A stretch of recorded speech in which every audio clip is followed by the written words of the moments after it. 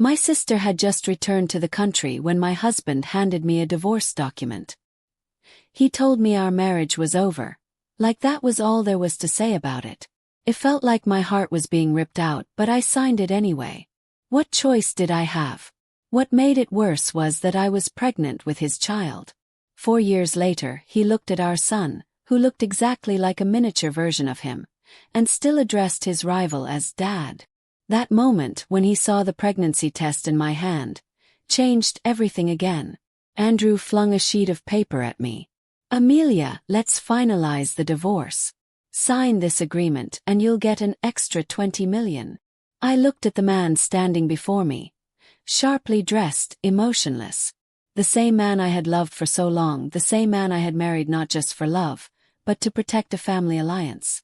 We had once signed a contract stating that our marriage would last 3 years and end automatically after that time. If I didn't sign now, I wouldn't get the additional 20 million. But maybe that wasn't what mattered anymore. Taking a deep breath, I said, "Andrew, what if I told you I'm pregnant?" Desperation clung to my words. I knew it. But I also knew how much his family wanted heirs. Maybe, just maybe, this would make him hesitate, make him reconsider walking away. He stared at me for a long moment, then laughed bitterly. "I had a vasectomy. The child can't be mine." Course. Here's a rewritten and rephrased version of the text from pasted under text under 17501642828896 txt, transformed into a calm, natural storytelling tone perfect for YouTube. I've removed timestamps and formatted it into flowing paragraphs while keeping the original length and emotional depth intact. I was definitely getting a divorce from Andrew, and I wanted an extra 2 million to make it worth my while. I dragged things out just enough to make him and Olivia uncomfortable, but there was one thing neither of them could control: the child growing inside me. For a few days I hesitated. The idea of ending the pregnancy crossed my mind more than once. I made an appointment and went to the hospital for a series of tests. When the doctor looked at the results, he gave me news that stopped me in my tracks. "Amelia," he said gently, "your physical condition means you can't have an abortion." I was stunned. That night I had a strange dream about a book. In the dream I was like a reader flipping through the pages. Andrew was the male lead, Olivia the female lead, and Lucas, that arrogant rival of Andrew's, played the villain. His downfall was miserable, reduced to picking up trash on the streets after losing everything. The next morning the doctor confirmed again. If I insisted on going through with an abortion, it could be life-threatening. I was already hesitant, and now the decision wasn't entirely mine anymore. This was my bloodline with Andrew, and I decided to keep the baby. But I wouldn't be handing the child over to Andrew and Olivia like some tragic side character in their story. No, this time I would raise the child myself. As soon as I left the clinic, I ran into Lucas again. He looked at me, then glanced at the obstetric sign above the door. "Amelia, you're pregnant?" he asked, his voice laced with surprise. "Why didn't you tell me? I would have come with you to the hospital." "I'm busy," I replied coolly. "But I'm sure you'd always make time for drama." I stepped on his foot again, hard, and walked away, satisfied with the grimace on his face. Maybe seeing Lucas suffer made me too happy, because not long after, I accidentally missed a step and tumbled down. Instinctively, I held my belly, trying to protect the life inside me. Someone rushed toward me. I heard someone calling for a doctor. Sounded like Lucas. Before I could process anything else, I felt strong arms lift me up. Then everything went black. When I woke up, Lucas was sitting by my bedside. He was awkwardly perched on a low stool, his long legs folded under him. Seeing me awake, he narrowed his eyes. "Finally awake, Amelia," he muttered. "Do you have an underdeveloped cerebellum or something? Can't even walk without falling?" His words were harsh, but then his tone softened. "Your face looks terrible.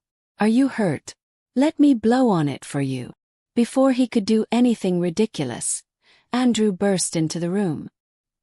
He grabbed Lucas' arm, his expression dark. "She's my wife," he said coldly, practically daring Lucas to challenge him. Lucas smirked. I thought she came alone for a checkup. Because her husband was, well, dead to her. Andrew clenched his jaw, fury radiating off him. Lucas, unfazed, pushed back. Get lost. Andrew's reply was short and sharp. Are you only capable of saying that one word now? Are you a broken record? Lucas shot back, pushing Andrew to the edge before finally leaving. Despite myself, my mood lifted. Even though Lucas was annoying, watching him get under Andrew's skin was oddly satisfying. Then Andrew turned his glare on me. I touched my face and realized I was smiling. He frowned. What are you so happy about? Lucas wants everything that's yours, I teased. Even me. And he's been nice to me, because I'm your wife. Andrew scoffed. Don't flatter yourself. At that moment, a brilliant idea hit me. A way to really piss Andrew off. With a troubled expression, I said softly, Andrew, what should I do? I think I've fallen for Lucas.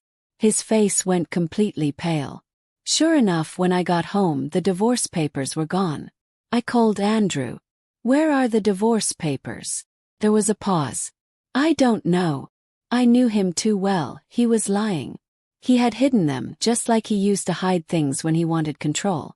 But now I wasn't playing his game anymore. In the following days, I lived however I pleased, eating whatever I wanted, drinking tea, enjoying my freedom. I also started planning my new life. A small town, a cozy little shop, a quiet existence far from all this chaos. Then my mom called me home. When I arrived, Mom, Dad, and Olivia were all waiting. The moment she saw me, Mom rushed forward and grabbed my hand. Amelia, I know you haven't been happy these past few years with Andrew. He treated you like a maid, not a wife. She looked heartbroken, almost remorseful. I almost laughed. She knew all along. But she never did anything. Not when Olivia had a tiny scratch and they rushed her to the hospital.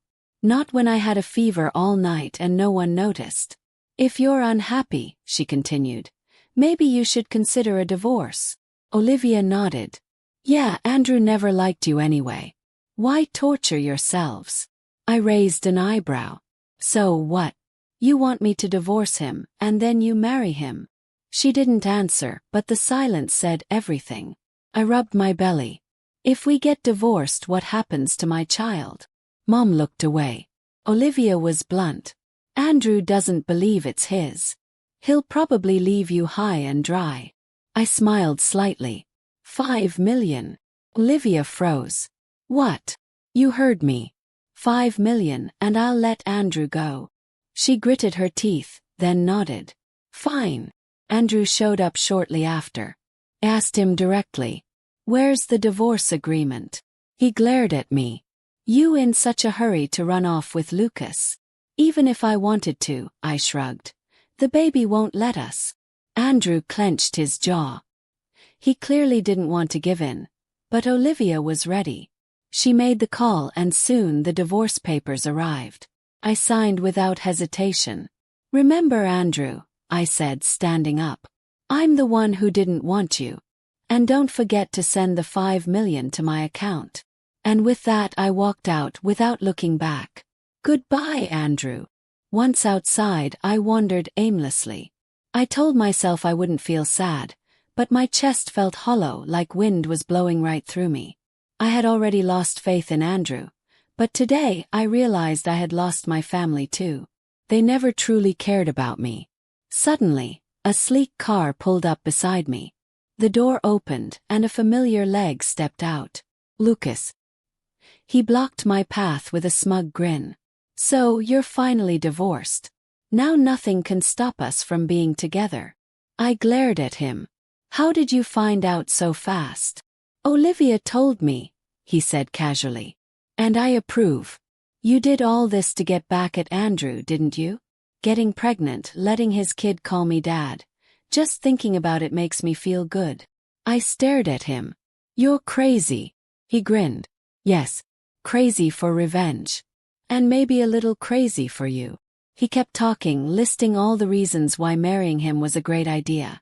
I didn't respond, but somehow it eased the ache in my chest. I left the city where I had lived for over 20 years and moved to a small town thousands of miles away. New people, new places, a fresh start. But the moment I got off the plane, I saw him again. Lucas was standing there, smiling. "What a coincidence, Amelia," he said. "You didn't follow me here, did you?" I ignored him. Back at the house I had bought online, I tried to settle in. As I reached for the key, the opposite door opened. Lucas appeared again. "Still saying you're not stalking me," he teased. "We live across from each other. Face it, you're into me." I slammed my door shut behind me. Inside, everything was clean and tidy. A cleaning service had taken care of it. I sat down exhausted when my phone rang. Andrew's number. I hung up immediately and blocked it. Not long after, another unknown number called. "Amelia, it's Andrew's friend. He got drunk last night. Can you come pick him up?" I remembered how, in the past, I would drop everything to help him.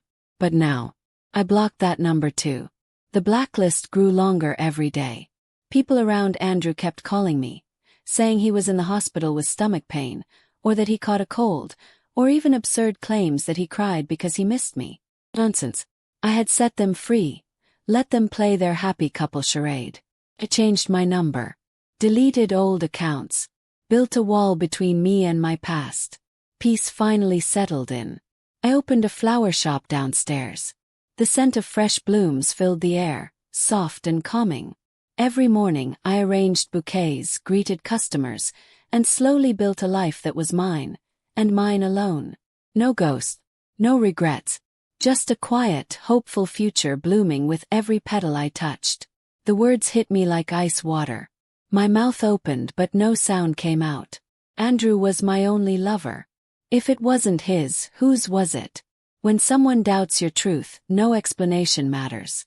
Andrew left without another word, and I sat there staring blankly at the divorce papers on the table. 3 years ago, the person meant to marry Andrew was my sister.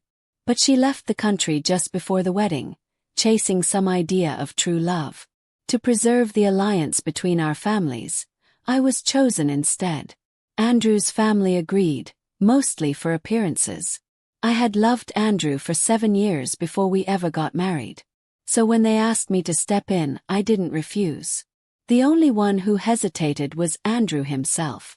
I wasn't prepared for what came next. On our wedding night, he handed me a contract, the same 3-year agreement that was now tearing us apart. No matter what I wanted, the marriage would end automatically after 3 years. Still I stayed. I tried to be everything he needed. He had stomach issues, so I learned to cook meals that suited him. He suffered from headaches and insomnia, so I studied acupuncture to help him fall asleep. I gave everything I had, hoping he'd eventually see me, really see me. But in the end, I was just inflicting pain on both of us. When my phone rang that day, it was my mom. "Amelia, your sister is back. She's coming in this afternoon. Come home with Andrew for dinner." She sounded unusually cheerful. Why did she come back so suddenly? I asked, already dreading the answer. Sighed. I always thought that guy wasn't right for her. But Olivia insisted. Sure enough, after they got married, his true nature came out. He cheated on her, even when she was pregnant.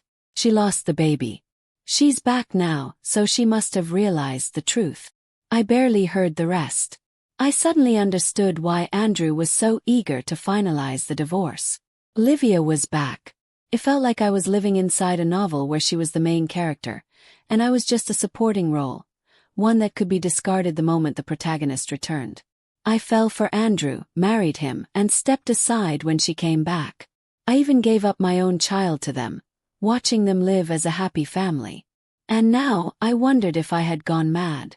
In that moment I realized something shocking.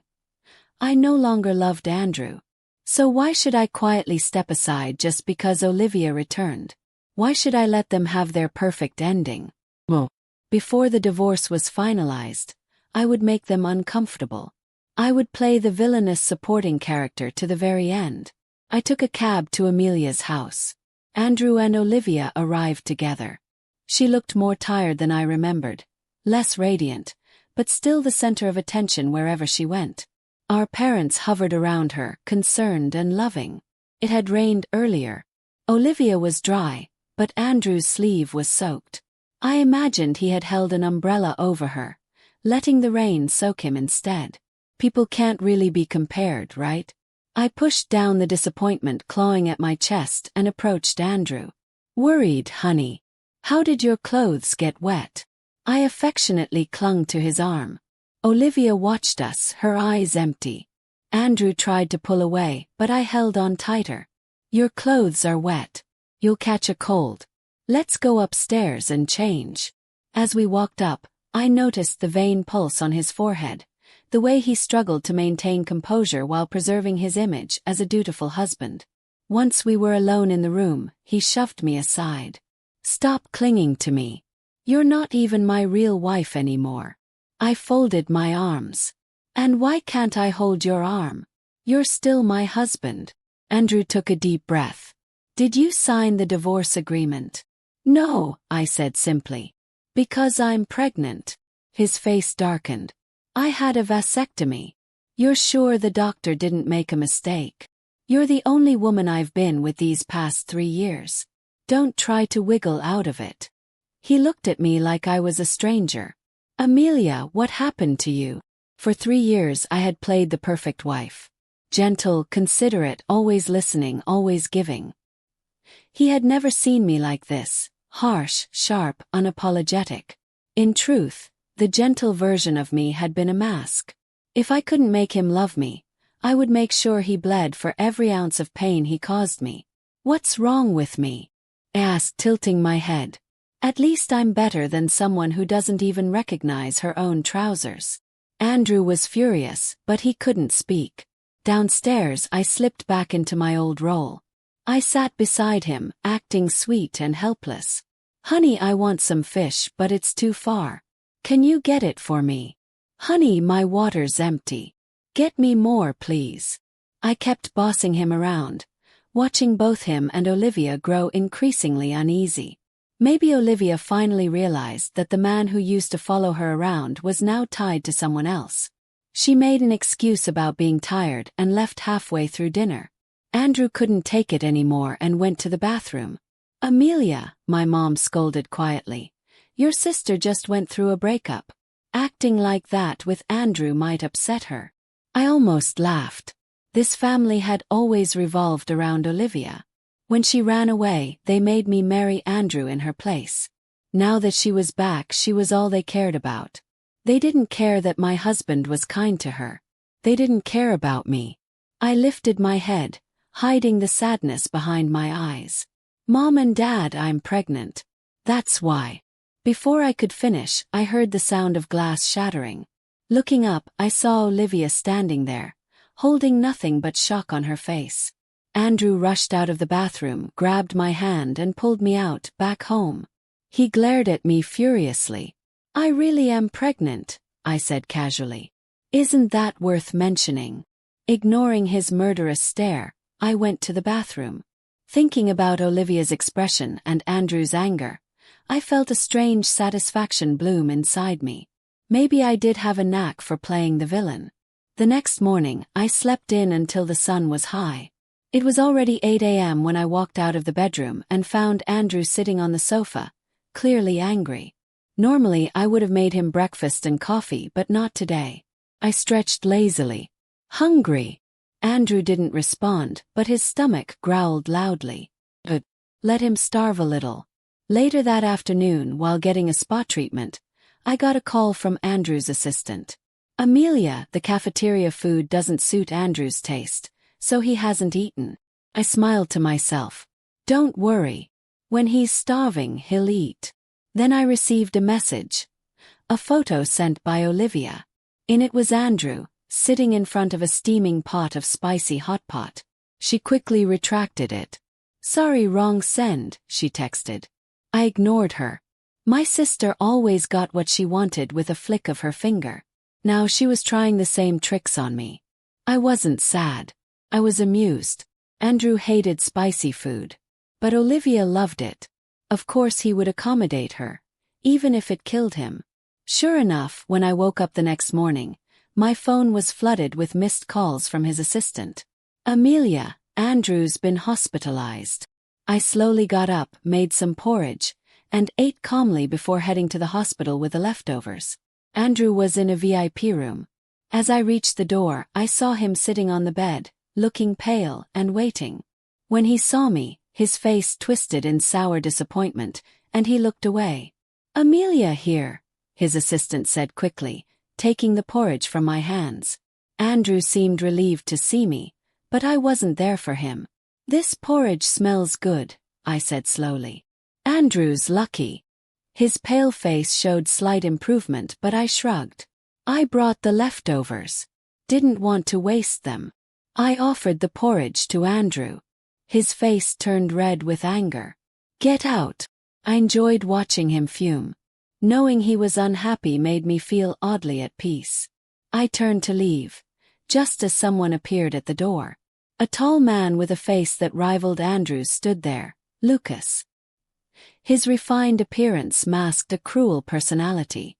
Whatever Andrew liked, Lucas had to take. Lucas had been trying to be Olivia's backup for a while. After I married Andrew, he even tried to flirt with me. Sometimes I wondered if he was interested in Andrew himself. I stared at him, surprised to see him eavesdropping. Lucas smirked. "How is it eavesdropping when I'm listening openly?" "Amelia, making that man so mad feels good, huh?" I glared at him. "Stop calling me that. It's disgusting. Get lost."